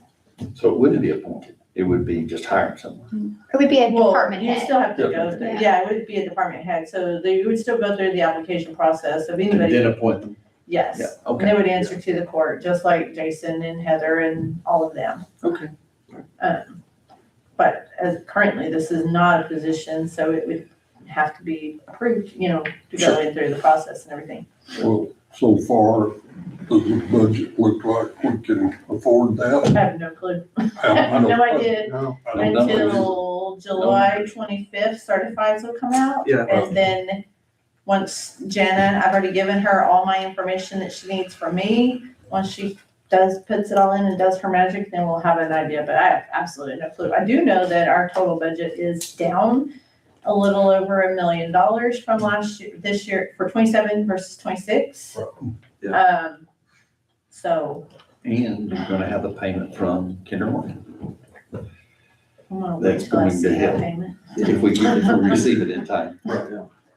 Well, can we put this off till we know more about the budget? but we can. No, it'll be in the process, so Yeah, it's Just just, leave it in there? yeah, it's just discussing it now, and this will be like, whenever it gets to the point of, this is a proposed tax rate, this is what we're gonna need, then when y'all have, if and when y'all would have to start cutting, then you can be like, okay, these are everything that's been proposed Right. currently.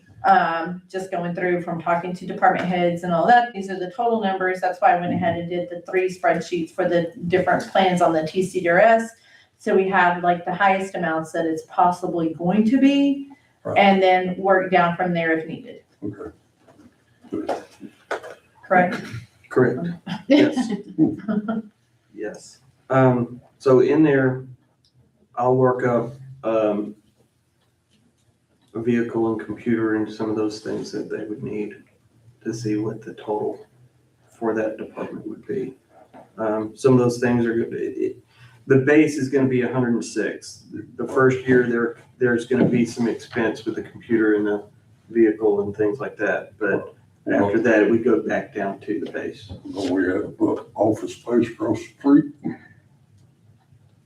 For the, I think he's talking about the DA's office. Right. Possibly.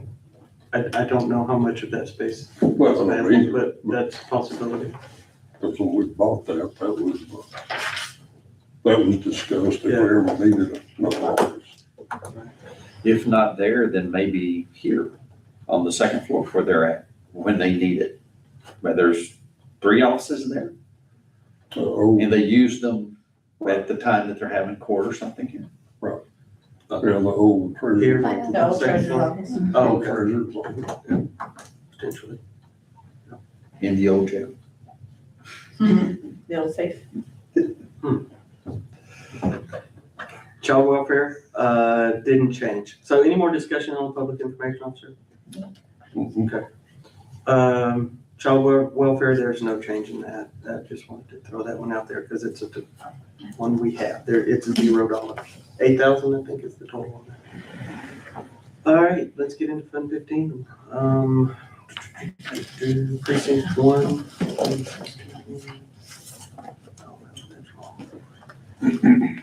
Those look so similar.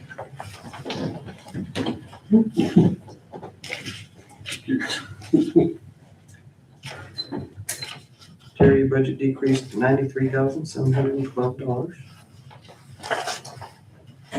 In case you hadn't done the calculation on that. I haven't done the calculation. Let's see.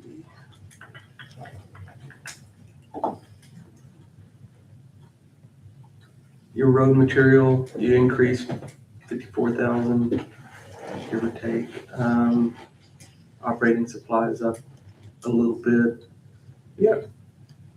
Random numbers, I'm messing with you. Machine hire, you dropped that quite a bit. I guess y'all aren't using machine hire. I think y'all all dropped that. Drop it out of mine, I don't think I did. Maintenance and repairs went up a little bit. Your capital outlay is what brought it down quite a bit. You're not buying some, for sure. Yes, sir. Any questions on precinct 1? Precinct 2.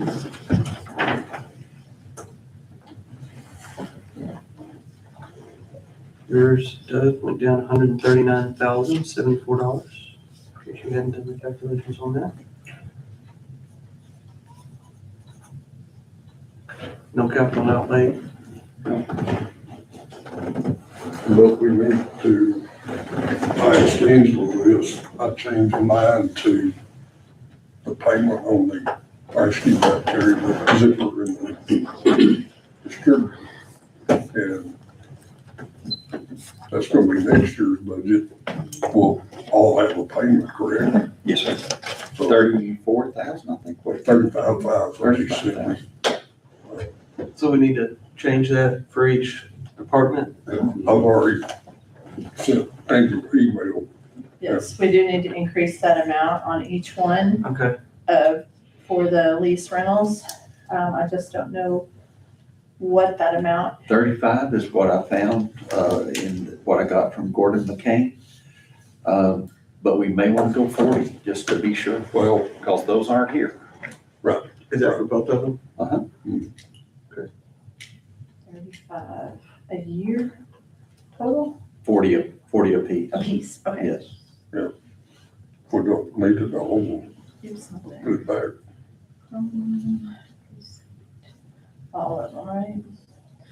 Yeah, they're 630. When you say a piece, you mean each department? Each department. Yes, so 40,000 in each 4630 line for 62, 621, 622, 623, and 624. and that's not a balloon payment at the end. That's paid off. Yeah, Okay, all right.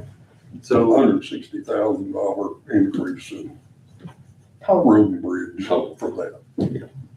Cause I was gonna, Is that? I think I sent Angela 30, I sent you 35,500. Yeah, 35.5. So- But I'll go back in. I can go in because I've got to make these other changes. So I'll go into each one of them and, because they have, each has current. Do you have a lease payment this in there still? I do. Yeah, you do. So each of them have current lease payments in there. So I'll have to add that to the 40,000 to their current lease payments. Okay, you want me to leave it alone then? and let Yeah, you do it? I'll just do it here because I have it on my notes. Okay. You got a big cheat tablet with it. I had to go get one from downstairs. I saw that. If you had one of these, you wouldn't need it. Or one of these. That, and I have this, I have all that, but this is trusty. I know, I'm like, I had I just one, gotta be able to read my writing later. exactly. I had one in my office, I started taking, go get it. You already got one from Janet. Yeah, Jenna answered right away, right away. Okay, so decrease in fuel and oil, decrease in tires, decrease in road materials and operating supplies. Utilities, maintenance and repairs. And the others are minor. Yeah, I took what was it, lease, not the lease, Oh, that machine hire? yeah, I took it out. Machine hire. Used it. I don't know about y'all's, but my maintenance is going up crazy. Yeah. It is. Yeah, And so, of course, fuel and oil is too. I got two, I thought that was over, but now the war's back on, so here we go. I got two H maintainers that Oh, yeah. won't stay a year. Yeah. I turned it in, I haven't seen nobody. Okay, moving on to precinct 3. Decrease in fuel and oil, 20,000, decrease 7,000 in tires. Road materials down 60,000. Decrease in machine hire by 2,500. We can keep that out completely. You wanna take it out? Which one out, machine hire? Machine hire, Yeah, and we'll let you do that one also? Yeah. Okay. I'm making the notes on here. good, I never have used it. It's always been a line out transfer, I never used it. Utilities down 3,000, maintenance and repairs down 25,000. No capital outlay. No, all I got is lease rentals for the maintainers and the zipper and the distributor, 40,000, they took it. And before the lease payments, that was 123,000 decrease, so it'll go to an 80,000 decrease.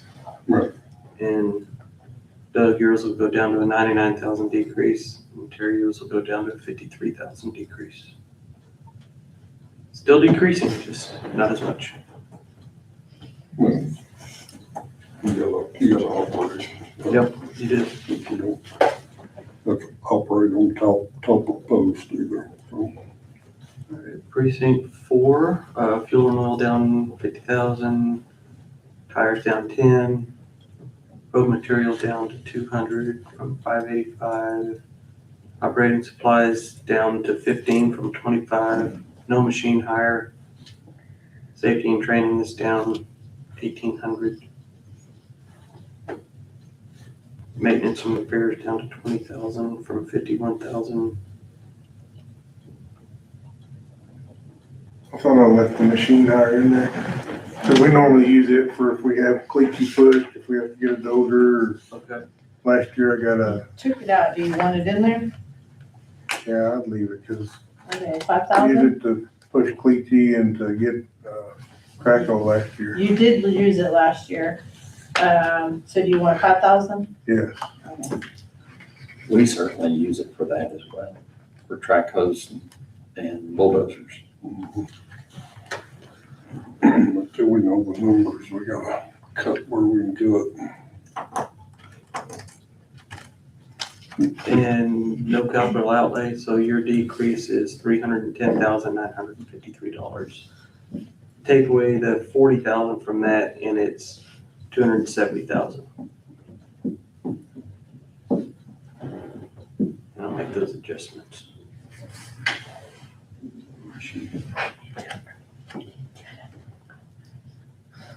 All right, that is everybody we were going to do today.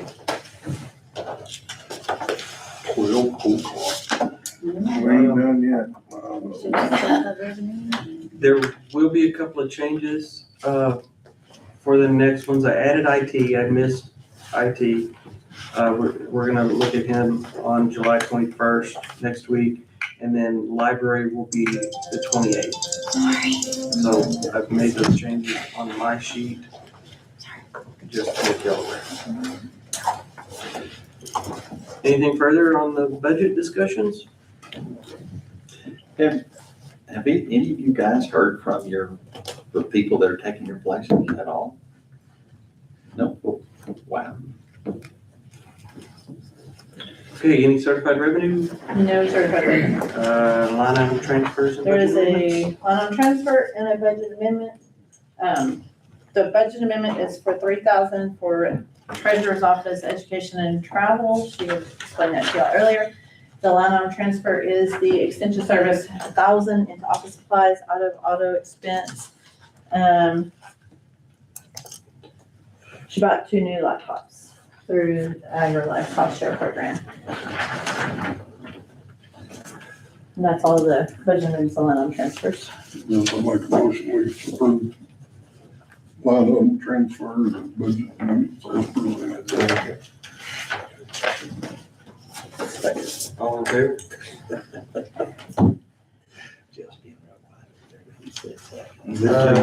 Pay attention. Approval of accounts payable? Accounts payable total is $1,076,245.31. That's a. That includes the payroll. Last second.